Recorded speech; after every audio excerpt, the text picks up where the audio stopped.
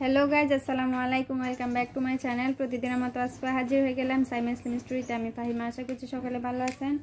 আলহামদুলিল্লাহ, আল্লাহর অশেষ রহমতে আমিও অনেক ভালো আছি। তো আজকে দীর্ঘ 4-5 দিন পরে আমরা আবার ব্লগ করতেছি। একটা বিয়ের ব্লগ দেওয়ার পরে কিন্তু আর ব্লগ দিচ্ছি না। তার কারণ হচ্ছে যে কি আমার বাবুটা অনেক অসুস্থ, ওর সর্দি জ্বর কাশি।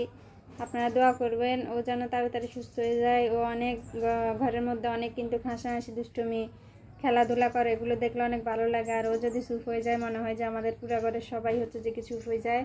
আম্মু, ডাক্তারের কাছে গেছ? হ্যাঁ, দেখেন নাক দিয়ে কিন্তু পড়ে যাচ্ছে পানি।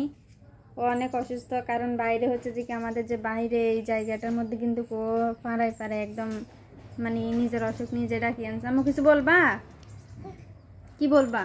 দোয়া করতে বলবা? হ্যাঁ, দেখি ওদেরকে ফরাটা শিখছে যে বলি দাও তো, লা ইলাহা ইল্লাল্লাহ বলো।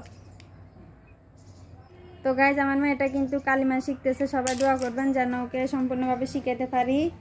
ওর বয়স কিন্তু 1 বছর হয়ে গেছে। আপনারা শুনছেন যে কি মানে ওর বার্থডে পালন করছি আমরা, 1 বছর হয়েছে। তো 1 বছরের ভিতরে কিন্তু লা ইলাহা ইল্লাল্লাহ শিখছে, মোহাম্মদুর রাসূলুল্লাহটা শিখতে পারে না এখনো।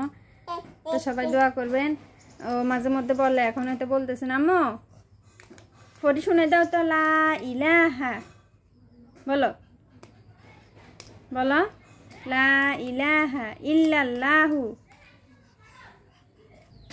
তো গাইজ দেখতে পাচ্ছেন আমাদের মাইক্রোফোনগুলো কিন্তু নিয়ে গেছে কথা বলার জন্য। এখন মাইক্রোফোনগুলো কিন্তু নেওয়া যাচ্ছে না। আমরা যখন কথা বলতাম লাগে আমাদের মাইক্রোফোনগুলো হাতে নিয়ে নেয়। তো ও কিন্তু একটা কালেমা শিখতেছে, লা ইলাহা ইল্লাল্লাহু মুহাম্মাদুর রাসূলুল্লাহ। তবে লা ইলাহা পর্যন্ত শিখে হয়েছে। এখন আপনাদেরকে এখন সেটা শুনাতে পারতেছি না, কারণ এখন মুড ভালো নেই, কারণ এখন অসুস্থতা একটু বেশি, গায়ের মধ্যে অনেক জ্বর।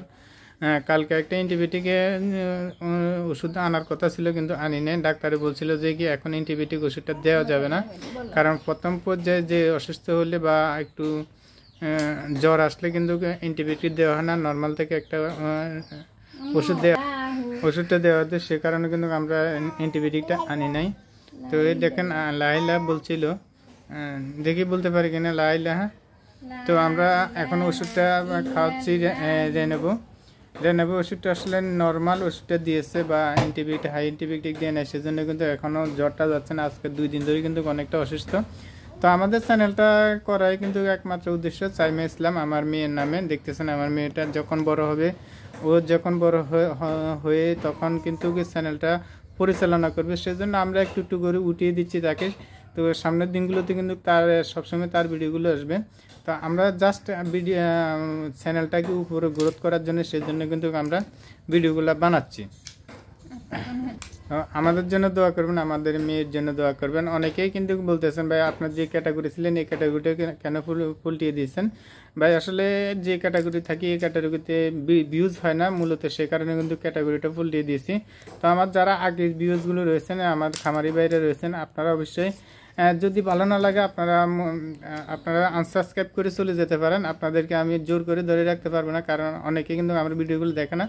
তো সেজন্য আপনাদের মনের ইচ্ছা, আপনারা থাকলেও থাকতে পারেন, আবার চলে গেলেও যেতে পারেন, কারণ আমরা তো ওই ক্যাটাগরি আর ভিডিও দিচ্ছি না বা আপনাদের পছন্দ মতো ভিডিও দিচ্ছি না, সেজন্য আন্তরিকভাবে দুঃখিত।